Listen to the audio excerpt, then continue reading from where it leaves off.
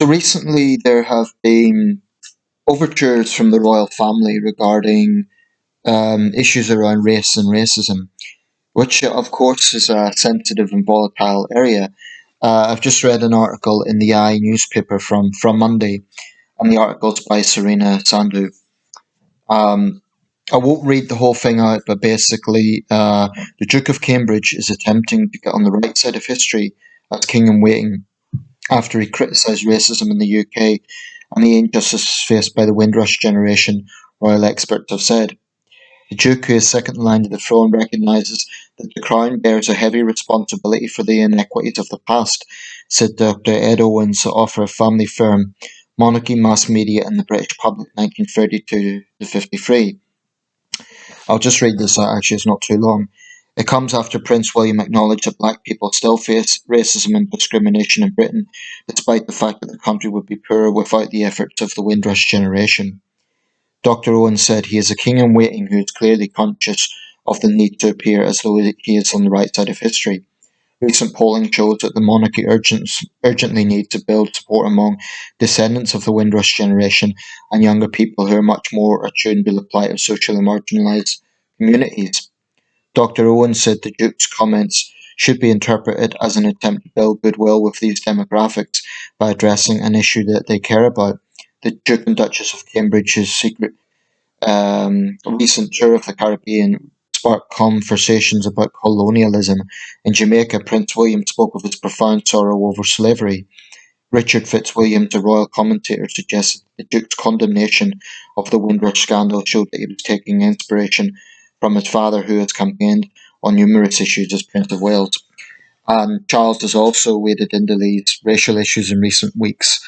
Um, on his visit to Kigali, Rwanda, where the Commonwealth Heads of State Summit was being held. The Prime Minister was there in the same week.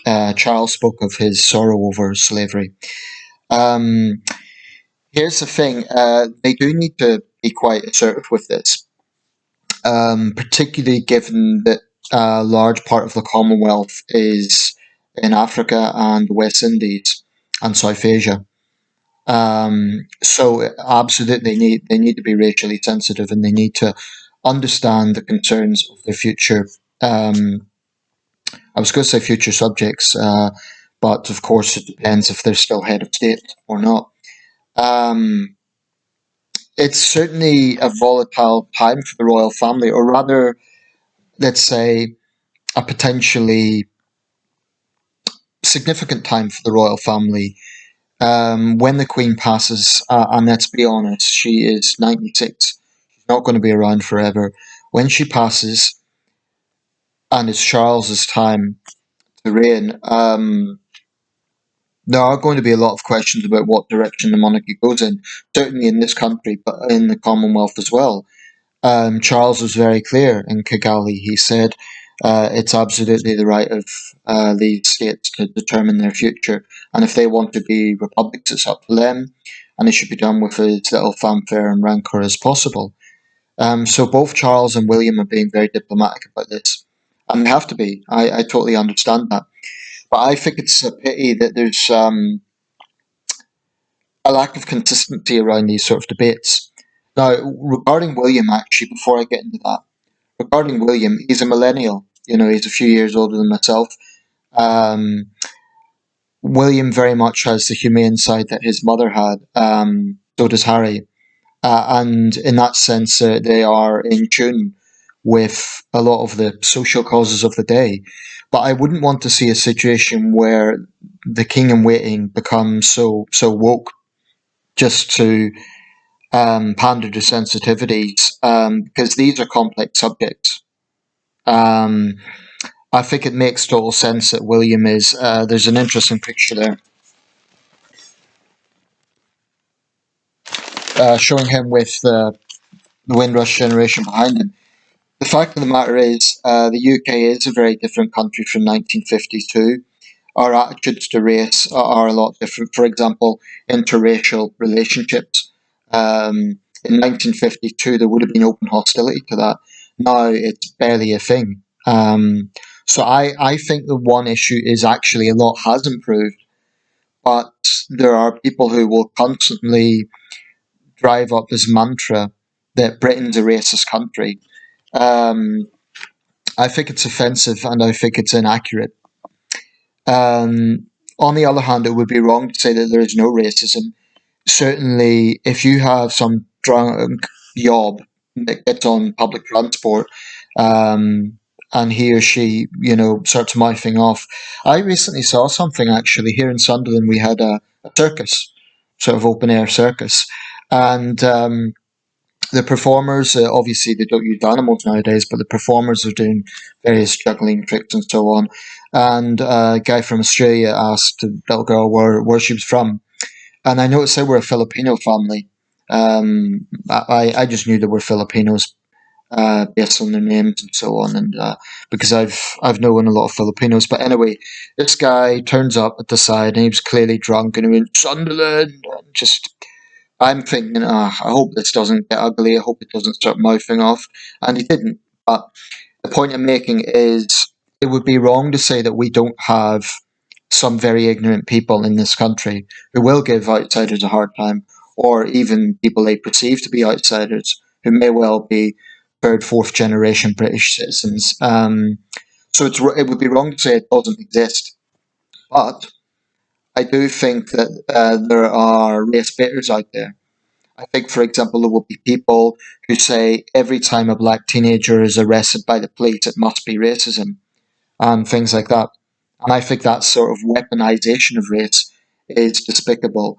Now, in terms of the slavery issue, that's a difficult one, because take the West Indies, for instance, those countries are still pretty poor.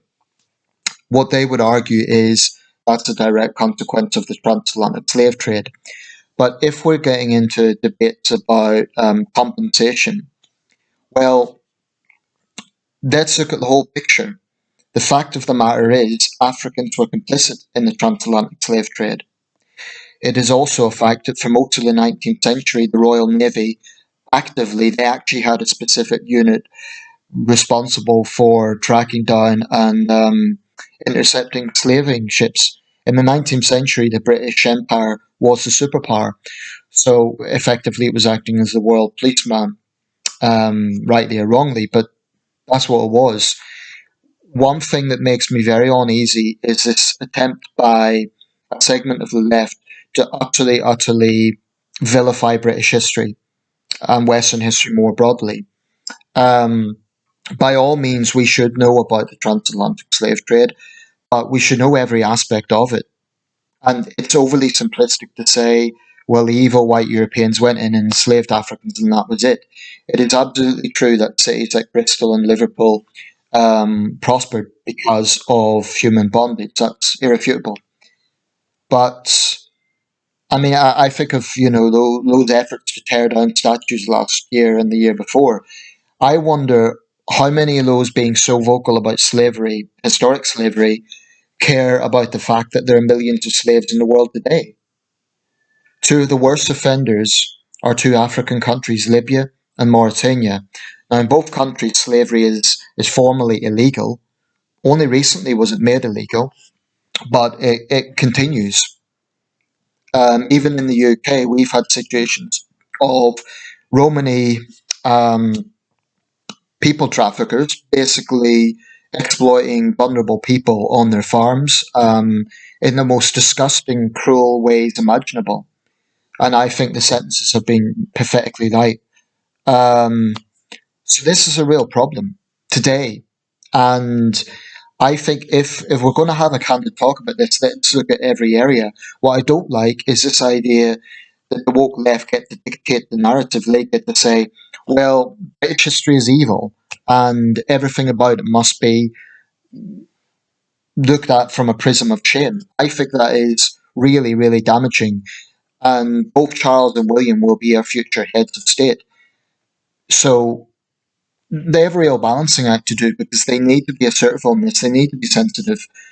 But I also don't think that they should pander so much that they are joining this narrative that we as a nation simply bow our heads in shame. I mean, focus on the transatlantic slave trade. ignores other slave trade throughout history: the Barbary slave trade in North Africa, the Arab slave trade. Unfortunately, slavery has existed throughout human history. Some of the worst exploitation in the world today occurs in the Gulf states, where poor migrant workers from Pakistan, Bangladesh, and so on are treated little better than slaves. So this singling out of Western countries really, I think, is false. And in terms of the Commonwealth, um, why does it always come back to the mother nation, UK?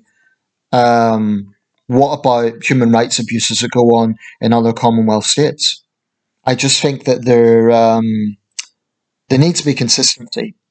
By all means, there should be honesty, and I've no problem in principle with Charles and William being honest about Britain's past. That's the mark of a confident nation, to be honest about the dark side of one's past. But we have to have the whole picture. It can't just be a left wing narrative of British history is shameful, and everything about the empire was bad. I think that's dishonest. It's dishonest to history. I mean, there would be no Commonwealth if there was no British Empire. That's a reality. Um, in terms of the issue about compensation, I think that there's some things we can do. For example, I think some of the artifacts in the British Museum probably could be returned at this point. The Elgin marbles, for instance. I don't really think there's any strong reason for keeping them now, because Greece is not a war zone. It's not a case of instability in that country. But the argument with this is not that simple, because um, the argument for keeping them in the British Museum would be, would you have a situation where there couldn't be a point where all the world's treasures could be seen in one place, i.e., should it just be British artifacts in the British Museum, just Greek artifacts in Greek museums, and so on? That way, people wouldn't get to see the world's culture unless they travel, and that's somewhat restrictive, actually. The other argument is, if you return artifacts to a country that's unstable, what if there's a takeover in that country? Take, for example, the Taliban, who are known for destroying, or ISIS for that matter, who are known for destroying artifacts from other cultures. So if artifacts were returned to a country that was unstable, there was a military takeover or some sort of political turmoil were to occur, then those ancient artifacts would be lost forever. So I suppose the argument for keeping them in the British Museum is a guarantee to be safe there. But I do understand the other side of it, which is they don't belong to us. We did loot them, we did steal them, there's no getting away from it. The Benin expedition, for example, of 1897, I think as a matter of goodwill, we should return some of that stuff. That's the sort of thing we should seriously look at. Um, because I think it can breed resentment, and that's not good. So those sort of areas I think we could look at. But in terms of compensation, I'm not sure about formal compensation, because where do you draw the line? How many generations must pass for this to be a thing? I mean, do we go way back and say that up here in northeast England, people should claim compensation from the Kingdom of Denmark for Viking pillage? Clearly, that would be absurd.